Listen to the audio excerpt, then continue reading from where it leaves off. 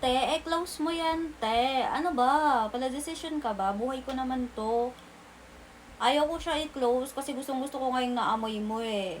Ano, ako lang makakaamoy? Damay-damay na to. Muyin mo. Paka-arte mo. Sige na, huwag ka na mag-inarte bago pa kita isubsob dito sa kilikili ko. Mamoy ka na lang. Hindi ba? Ala, char lang. Gusto ko yung naka-open lang kasi alam mo yun, welcome. Welcome kasi ti ang lahat pag naka-open. Ganon.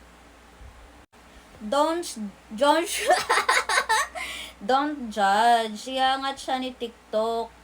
Sige, ikaw na lang magangat sa akin. Anyway, umangat man tong video o hindi, wala po rin ni earnings. Te, bago ka pa lang ba sa TikTok? Ako kasi since 2019 pa. Nag-start pa ako sa Musical.ly. Naglipat na lang ako dito kay Buman dito. Uy, maganda dito mga filter. Pero anyway, te, ang mga video ko ay makatuwaan lang. Hindi po ito YouTube na kumikita tayo. Wala po. Dito po ay katuwaan lang. Syempre, te, alam mo yun. Oh, pretty. Ganda-gandahan lang, te. Katuwaan lang. Enjoy lang, te. I'm so blessed dahil napanood mo pa yung mga video ko. O, diba? At least ikaw nakakakita ka ng babae na may putok sa may kilikili. Char lang, walang putok. Na may buhok sa kilikili. Char. Te, 2026 na. Dami pa din damo. Hindi siya damo, te. Hindi lang siya talaga ultimo damo. Dahil ito ay forest na talaga ito, te. Yes, alam mo, te, ito talaga ay kagubatan na. Sa totoo lang talaga, auntie ko. Kailangan mo lang dito talaga siya i-zoom out ng matindi. Kasi pag na-zoom out mo na talaga siya, te, makikita mo talaga, te, may mga bundok na yan dyan. May mga unggoy, may mga lion, at may mga dinosaur na talaga siya dyan sa gilig-gilig ko. Yan, kaya hindi to talaga siya ultimong damo. Ito po ay kagubatan. Um,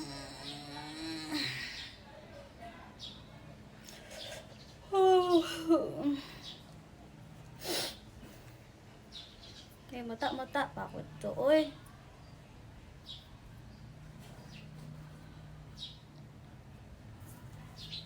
Maayong aga.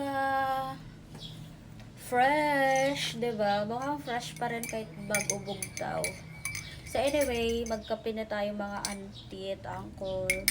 Pagkabugtaw ko, nagkape na ako. Medyo hindi na mainit eh. Hindi na mainit to. So ito lang yung breakfast ko, kape. Tapos bumili lang ng, may langaw. Bumili lang ng pansit dyan sa tinda sa labas. Fresh! Ngayong aga!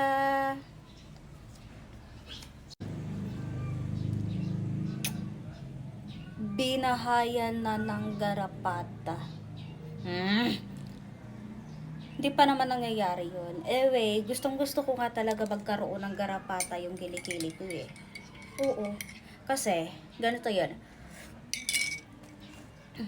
Hindi ko pa kasi talaga naramdaman kung gaano kasakit yung kagat ng garapata. Yes.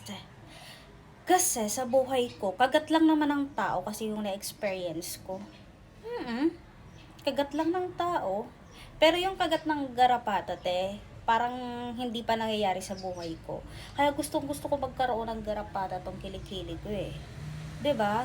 Para lang naman bago matapos tong taon na 2025, maramdaman ko yung kagat ng garapata. Okay?